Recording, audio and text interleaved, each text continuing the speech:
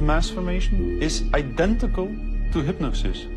And this term refers to a specific kind of group formation, which has very special characteristic effects at the level of individual mental functioning. And one of these effects is that an individual that is in the grip of mass formation typically lose every capacity to take a critical distance from what they believe in, from what the group believes in. You would think it would be people with lower IQs that would be more susceptible to this, but it seems to be the other way around. Are you seeing this? I have seen this, and it does seem to be predicted by educational status and IQ.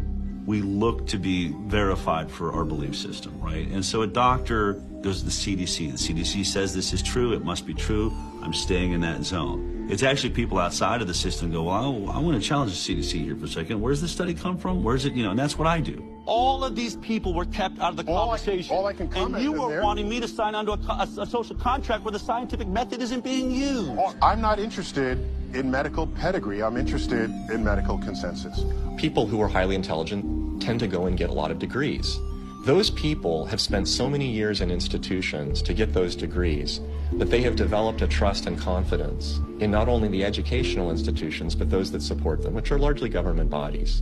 And so they start from the place of, if it's told by the university, by the government, it's probably going to be true. What I've learned about science is that it's really, imagine they're looking at like a fragment of the world, and it's all they see. It's all they're looking at. The world, they don't see the world. So I think that there's a disconnect between people who are smart and have lots of degrees with actual reality, with the lived experience of nature, of life, that you don't see with people who are actually working with their hands outdoors all of the time.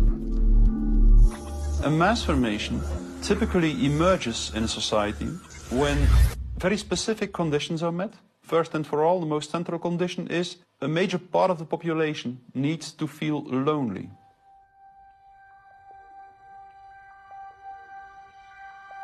Doctors say the very rules to keep people safe from the virus are doing great damage when it comes to anxiety, depression, and even suicide.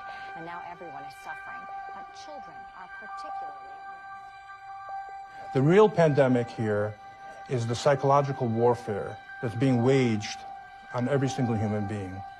See, if you take a human being and you put them in a chronic fear state, and you couple that with human isolation, what happens is they psychologically decompensate and live in such emotional pain that they will gravitate in an irrational way to anything that you promise them will alleviate that pain.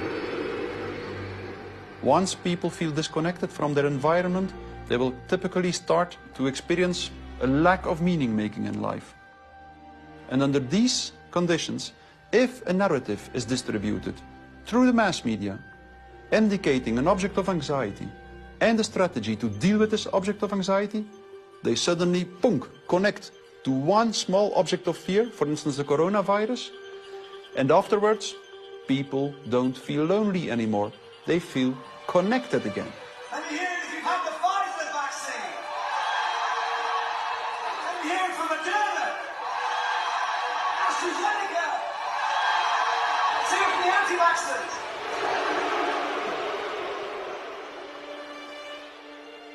The new kind of social bond is highly problematic, just because the connections between the individuals even deteriorate more, and the bond between the individual and the collective becomes stronger and stronger and stronger, which make them willing to sacrifice everything for the collective.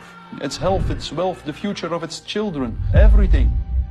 Something else that is really characteristic of individuals in mass formation is that they become radically intolerant for dissonant voices. The people who are not getting vaccines, it's time to start shaming them. What else? Or leave them behind. Vaccinated person having a heart attack? Yes, come right on in. We'll take care of you. Unvaccinated guy, rest in peace, Wheezy.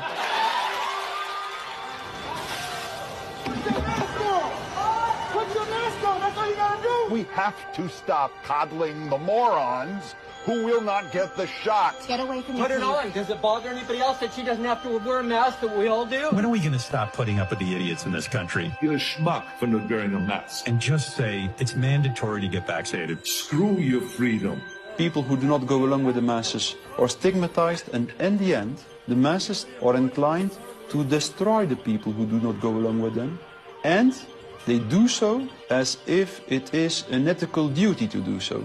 Getting good people to do bad things, harmful things, while thinking they're good things, it's a dangerous place to be because it looks great. You feel great while you're being used. They will sacrifice themselves, and they see it as a virtue because it demonstrates their complete obedience to the cult, to the group, to perform ritualistic behavior which causes them harm. One of the most clear illustrations of this was when the leaders of the Communist Party in the Soviet Union were sentenced to death, often tortured to death. They did not object. They said things like, if this helps the Communist Party, it's my pleasure to do it. That's something that was observed in all major examples of mass formation in history.